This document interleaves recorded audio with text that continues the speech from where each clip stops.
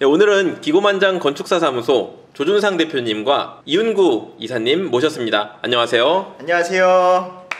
안녕하세요. 이윤구 이사입니다. 네. 오늘은 두 분이 인터뷰어라서 조금 정신없을 수도 있는데 여기 써있는 대로 건축학과 07학번이시죠? 그리고 건축공학과? 네, 저는 건축공학과 16학번. 두 분의 나이 차이가 좀 나네요, 그러면. 한 8살 정도 차이 나는 걸로 알고 있어요. 좋습니다. 여기 설명하기로는 BIM, 그리고 프리패브, 한옥 BIM 이런 식의 키워드가 좀 눈에 띄는데 우선은 기고만장 건축사사무소 위치부터 좀 알아보도록 할게요. 여기 네이버 지도를 갖고 왔는데요. 지금 인터뷰하고 있는 저희 사무실 합정역 7번 출구 쪽에 있습니다. 여기 망원역 쪽에 가보시면은 이쪽에 설계사무소가 있고요. 네이버 지도가 잘 등록되어 있네요. 네, 네이버 지도 등록을 이제 막 등록을 했고요. 저희 사무실 인면이 아주 이쁘게 돼 있어요. 그래서 아마 지나가시다가 딱 저희 사무실이 보이실 겁니다. 간판도 되게 이뻐서 일단 위치는 굉장히 마음에 들어 하고 있습니다. 근데 인스타그램은 이윤구 이사님께서 운영하고 계시죠? 예, 제가 직접 운영을 하고 있고 저희 소장님은 이런 거 하는 걸 그렇게 좋아하지 않아서 제가 직접 하고 있습니다. 여기 보시면 종이 호일을 이용해서 뭔가 그리시는 것 같은데 트레이싱지 혹시 없으세요? 예, 집에 트레이싱지가 없어서 찾고 달라 그래가지고 종이 호일 갖다 줬더니 되게 좋게 스케치를 하더라고요. 소장님 참고로 지금 너무 귀엽네. 이거 계속 봐도 귀엽습니다. 저는. 제 옛날에 유튜브에 올리신 것도 이렇게 하셨구나. 네, 저희 딱 그 소개해 주시길래 그래도 꽤 팔로워가 늘었던 것 같습니다. 다행입니다. 네. 저한테 그 회사 소개라고 보내주신 파일이 하나 있는데 이게 PDF 파일이더라고요. 네, 맞아요. 포트폴리오입니다. 아니 페이지 수가 168페이지나 되는데 이거를 다 볼 수는 없고 이 중에서 제가 대표 프로젝트 몇 개만 꼽아달라고 해가지고 네네. 추가적으로 영상이라든지 사진 자료를 따로 준비해 놓으시긴 했거든요. 일단 168페이지 분량이 저희가 단순 건축만 하는 게 아니라 그 외에 뭐 조형물 프로젝트도 있기 때문에 이 페이지 수가 좀 늘어났고 그걸 다 소개시켜드리고는 싶지만 다 소개시켜드리기에는 아직 시간이 부족하니까 대표적으로 한 3가지 프로젝트 재밌어 하실 만한 3가지 프로젝트를 가져오긴 했습니다. 우선은 그럼 기고만장 스튜디오에 인원이 어떻게 되고 또 이 회사에 대한 간단한 소개를 좀 부탁드리고자 하는데 마우스를 직접 쥐고 내리시면서 하시면 될 것 같거든요. 소장님께서 좀 소개를 해주실 수 있나요? 마우스를 잘 내려줘야 되지. 어떻게 구성되어 있는지. 뭐라는 거야? 사실 전혀 관심이 없으시고 지금 처음 보신 것 같은데 표정이 지금 잠깐만요. 처음 보셨는데 이 페이지를 열어놓고 한번 오케이. 시작을 해볼까? 지금부터 시작하는 것처럼 이제 다시 시작할게요. 다시 시작을 해볼게. 오케이.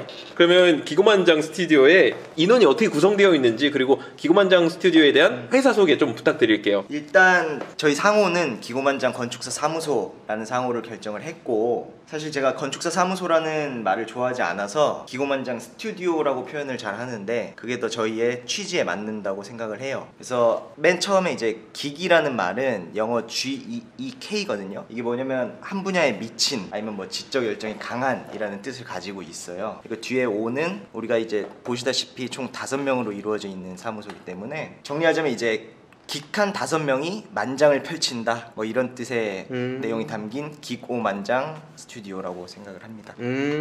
그래서 인원이 총 5명으로 구성되어 있네요. 네, 5명이고 일단 굳이 부서를 이제 나누면 건축사업부, 조형사업부, 그리고 현장기획 총괄 이렇게 나눌 수가 있는데요. 건축사업부는 저랑 이제 이 이사님이 속해 있는 사업부서고 이 이사님은 이제 전 직장에서부터 쭉 같이 저랑 일을 해오신 동료입니다. 그리고 조형사업부에는 사실 미녀 2분이 계신단 말이죠. 그래서 이분들은 조형물 쪽, 설계, 제작 쪽으로 이제 10년 이상의 노하우와 경험을 가지고 있으신 분들이어가지고 특별히 저희가 모셨고 이제 저희 이사님 같은 경우에는 이사님의 별명은 현장의 마에스트로예요. 그러니까 하이바를 쓰셔가지고 잘 안 보이긴 하는데 백발이시거든요.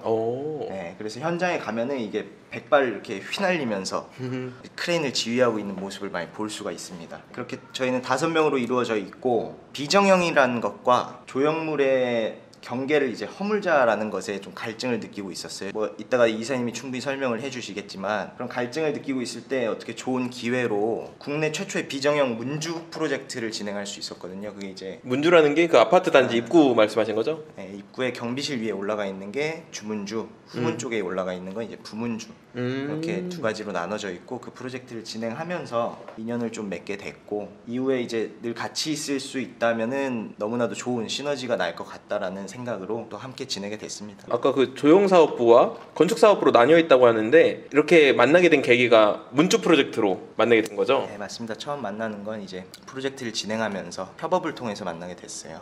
근데 여기서 한 가지 되게 근본적인 궁금증인데 건축사 사무소를 차리게 된 이유? 그냥 난 건축학과를 나왔으니까 건축사를 땄기 때문에 이게 아니라 좀 근본적인 질문에 대해서 좀 답변 부탁드릴게요.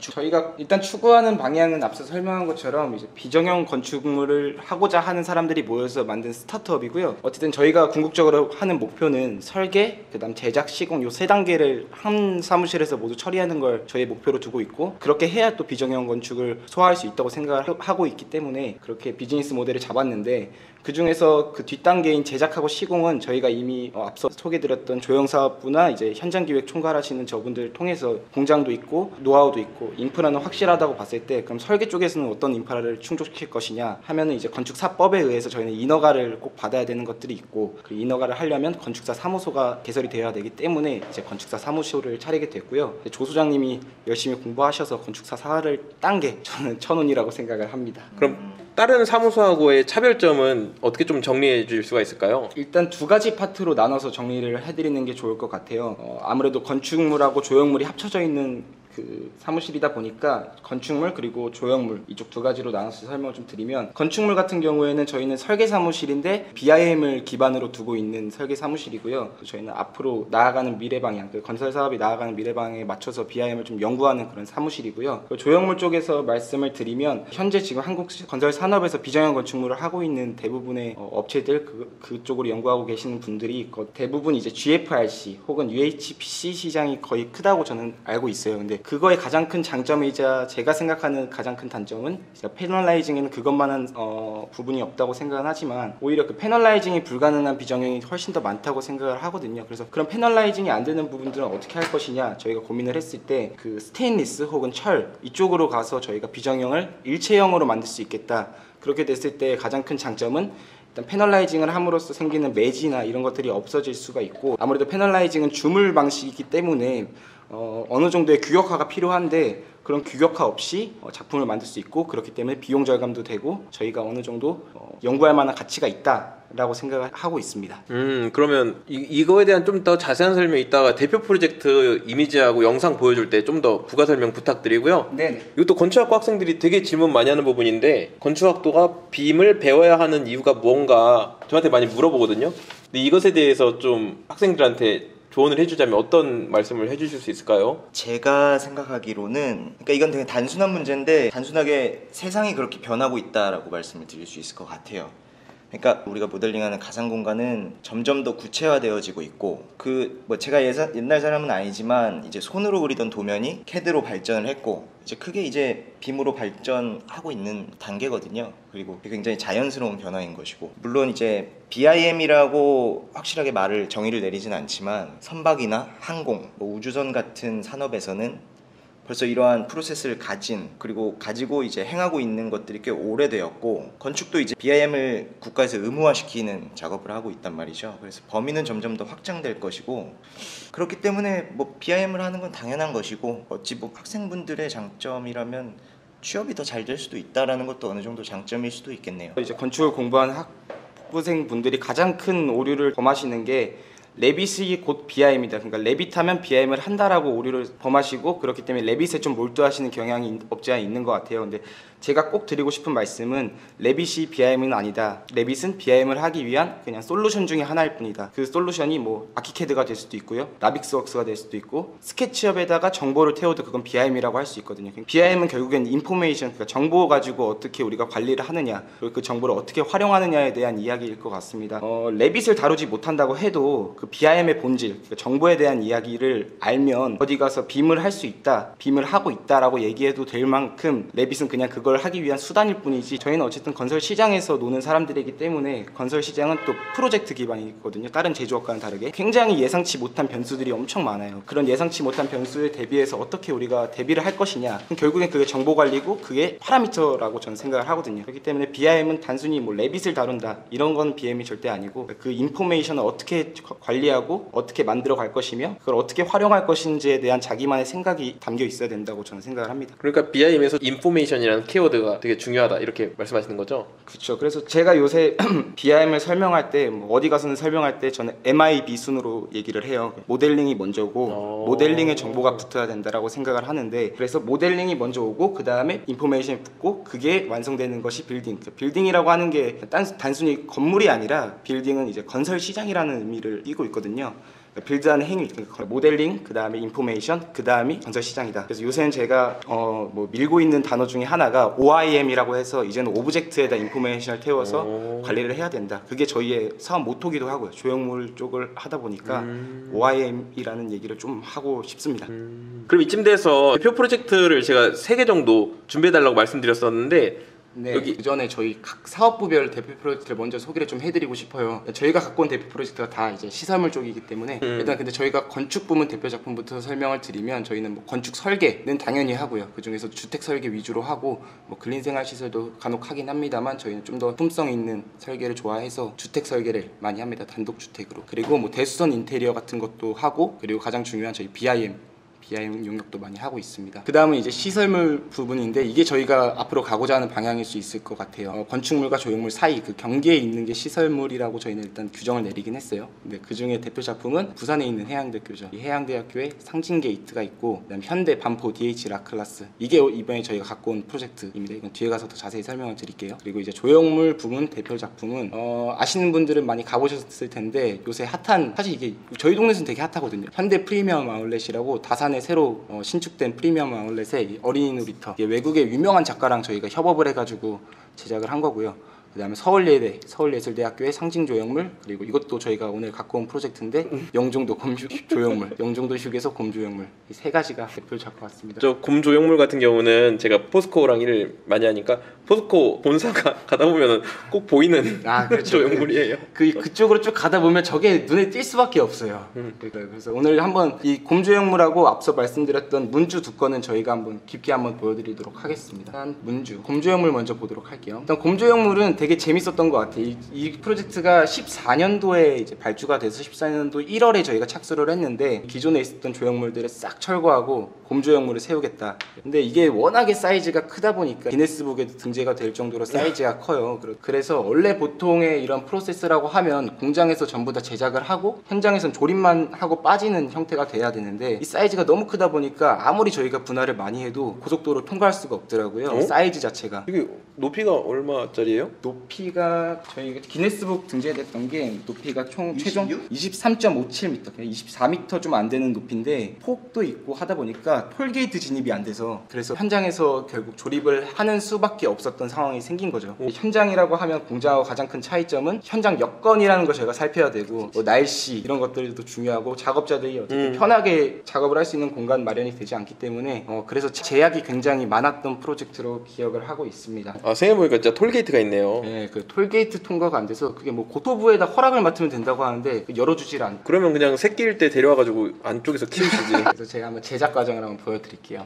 이게 지금 총 크게 봤을 때 4분할을 했어요. 하체 2쪽, 상체 한쪽, 새끼 한쪽, 이렇게 해서 총 4분할을 했고, 그 현장에서 저희가 사용할 수 있는 비어있는 땅 사이즈에 맞춰서 이 제작 설계를 했고, 그러면서도 또 분할해서 이 큰 모듈을 분할해서 세우다 보니까 일시적으로 세웠을 때 얘네가 뭐 가설 구조물이 없이도 그 자기네에서 자립을 할 수 있는 설계를 했어야 됐고, 여러 가지 제한 조건이 되게 많았습니다. 그래서 일단 이쪽 영종도 휴게소 가면 곰조형물 앞에 있는 여기 나대지에서 저희가 작업을 했고, 그러다 보니까 이렇게 총 4분할을 할 수밖에 없었던 상황이 생겼어요. 근데 이게 이제 제작을 시작했을 때의 모습인데, 보통 이렇게 조형물을 작업하게 되면 뼈대를 이루는 골조를 먼저 작업을 하고, 거기에다가 보강재를 뻗어서 스테인레스를 붙여 나가는 방식으로 진행을 하게 됩니다. 그래서 이것들은 다 레이저 커팅을 해가지고 미리 설계된 대로 레이저 커팅이 돼서 들어오게 되고, 이런 각도들 굉장히 중요하니까 거기에 그거를 맞출 수 있는 지그라고 하거든요. 이제 그 각도를 잡아주는 애들, 그런 애들 설계를 굉장히 디테일하게 들어가야 돼요. 그래서 이 각도 하나만 틀려도 뒤에 가서는 아예 오차가 커져버리기 때문에 요 밑에서부터 그걸 잘 쌓아가야 되거든요. 지금 보시면 요 끝에, 지금 요 끝에 있는 게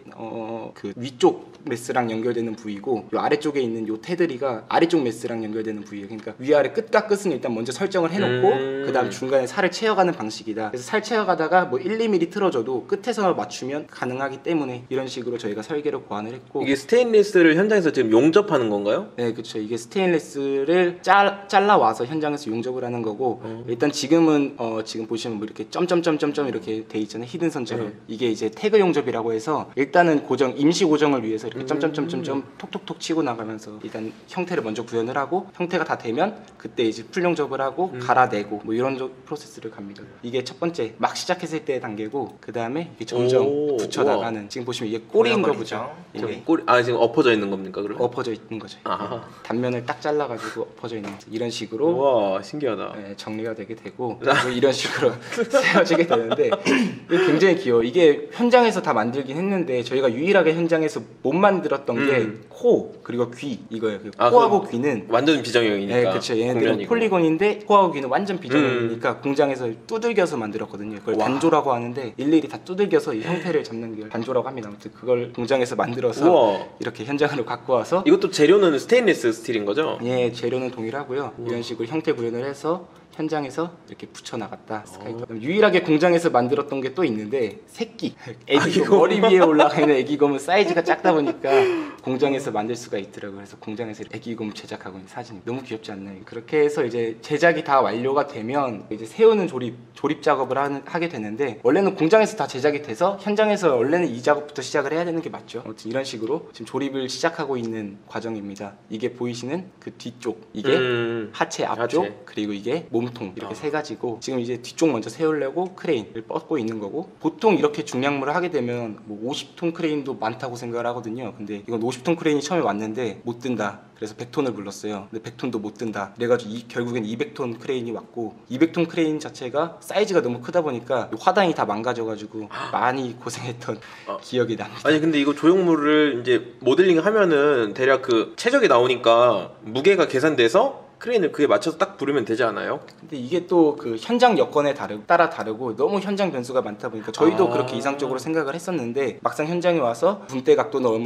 얼마큼까지 확보가 되며 붐대 길이는 얼마큼까지 뻗을 수 있으며, 그리고 그 다리 지지하는 이 다리가 얼마큼까지 뻗어 나갈 수 있는지, 그러니까 현장에 결국엔 그 차가 와서 한번 세워봐야지 정확한 견적이 딱 나오더라고요. 그래서 이렇게 저희가 지금은 크레인으로 양중을 준비하고 있는 모습이고요. 이렇게 양중을 먼저 하게 됩니다. 그래서 이렇게 한쪽을 먼저 세우게 되면 얘네만으로도 지지가 돼야 되기 때문에 그런 것도 구조 설계할 때 다 포함을 시켜서 계산을 하게 됩니다. 어디서 잘라야 되고 얼마큼 잘라야 되고. 아마 이제 이걸 보고 가셔서 영종도 기술을 다시 가시면 요 라인이 미세하게는 보이실 수 있어요. 요 라인이 미세하게는 보일 수 있어요. 그걸 보시는 분들은 이거 방송을 보신 분이다.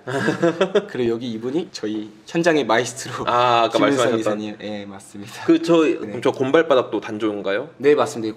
곰발바닥도 단조로 해서 공장에서 만들어 왔는데 너무 신기하다. 이것도 너무 귀여운 거야. 가보면 딱 귀여운 게 발바닥. 맞아. 이게 엄청 귀여워. 저거만 아마 색깔이 다르지 않아요? 저거 색깔이 핑크색으로 돼 있는. 맞아.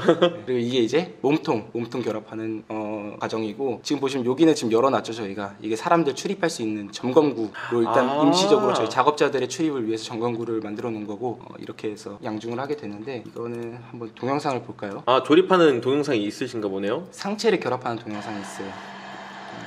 플레이를 끄고 보면 좀 스킵하면서 볼게요. 네. 들어서 돌리게 됩니다. 공중에서. 우와. 공중에서 돌릴 수 있는 이유가 여기 보시면 여기 가이드 선이 있죠. 이게 밑에 사람들이 잡고 있는 거거든요. 가이드 줄을 잡고 이제 잠깐만 당겨도 위에서는 휙 돌거든요. 그쵸. 그래서 이걸 굉장히 조심히 돌려야 되는. 안전이 굉장히 이거는 다들 초집중하는 단계입니다. 이때 지금 보시면 이렇게 살을 미리 대놓은 게 이 위치에 싹 맞았을 때 어디로 슬라이딩 안 되게끔 미리 살을 이렇게 붙여놓은 겁니다. 사람이 이제 타고 스카이 타고 올라가죠, 작업자분이. 근데 이런 거를 모델링은 쉽게 하겠지만 제작할 때 특히 이게 쓰나 안 쓰나 그게 중요하잖아요, 구조적으로. 그래서 저희는 제작 단계부터 기획 단계부터 구조팀이 무조건 같이 컨솔을 해야 된다고 생각을 하는 사람이고, 그렇기 때문에 저희도 구조 설계를 직접 하고 뭐 구조 기술사분 팀도 있고 조형물 자체가 이렇게 큼직한 거는 특히나 구조를 미리 같이 협업을 해야 된다. 그러니까 그 그룹이 중요하다. 이게 저희의 키포인트일 수 있을 것 같습니다. 이런 식으로 조립을 하게 되고 이때 진짜 긴장하겠네요. 이거 안 맞으면 큰일이거든요. 안 맞으면 안 진짜 맞으면 어떻게? 다시 제작을 해야 되는 상황이 생길 수 있어서 이야. 이때 가장 모두가 이제 긴장을 하고 가장 중요하게 생각하는 작업이 오, 이게 내려오게 딱 되는데 맞아 떨어지면. 이게 딱 맞아 떨어졌을 때 그 쾌감도 있어요. 이게 딱 맞았을 때 희열. 아무래도 그 맛 때문에 이렇게 큰 것들을 하는 게 재밌는 것 같기도 하고. 그래서 부터 보여드리면 새끼 올라간다. 이제 새끼 올라가는 장면이에요. 새끼 올라가서 새끼 안고 너무 웃겨. 이제 이거는 귀 드는 장면이거든요. 이게 귀예요, 귀. 그래서 이렇게 아, 올려서 진짜 마무리를 하는 거고 지금 보시면 이렇게 조립을 하면서 밑에서는 밑에는 또 도장을 따로 하고 있네요. 도장을 하면서 올라오는 거죠. 아, 이게 밑에서 미리 도장을 하면 좋은데 밑에서 조립했을 때 양중 과정에서 뭐 까짐이나 이런 것들이 있을 수도 있을 것 같고 그리고 무엇보다 저희가 분할을 했기 때문에 도장하면서 일체화를 시켜야 돼서 본 도장을 위에서 진행을 했습니다. 오. 영종도 휴게소에 있는 조형물은 이런 식으로 설치가 되었습니다. 근데 이게 기네스북 받았다는 게 진짜 기네스북 말한 거예요? 예, 저희가 이걸 가지고 이제 기네스북 취득을 했는데 제가 혹시 몰라서 인증서도 갖고 왔어요. 우와. 이 기네스북 취득을 하면 이렇게 인증서가 나오고 여기 보면 라지스트 이제 스틸 저 그쵸, 한국어로 직역하면 이제 제일 큰 스틸 구조물 예. 조각 스틸 조각. 그리고 23.57m. 지금 아마 바뀌었을까. 이게 14년도라서 그 이후에 아마 갱신이 됐을 거로 예상은 되는데 이때 당시에는 저희가 세계에서 가장 큰 철 구조물이었기 때문에 여기 써 있는 이름은 뭐예요? 요거는 이제 그 업체 저희가 같이 했던 업체 회장님이십니다. 지금도 오. 같이 하고 있는 예. 공장을 가지고 계신 회장님이십니다. 짱이다. 이렇게 해서 영종도 곰조형물 프로젝트 한번 봤고요. 두 가지 더 준비하셨다고요? 네, 그 두 번째는 이제 저희가 가장 최근에 했던 대표 프로젝트인 현대건설 문주 프로젝트 한번 보여드리겠습니다. 그 반포동에 있는 DH 라클라스라는 현대건설 발주한 공동주택이고요. 그 현대건설 쪽에서 발주한 문주는 총 두 가지였어요. 부문주, 주문주에서 두 가지였는데 주문주는 정문, 부문주는 후문. 그 지금 보시는 건 후문 이 초기 렌더링 이미지입니다. 이거의 가장 큰 이슈가 뭐였냐면 부문주는 사실 그 기둥과 기둥 사이에 다 지지가 되는 구조라서 상관이 없었는데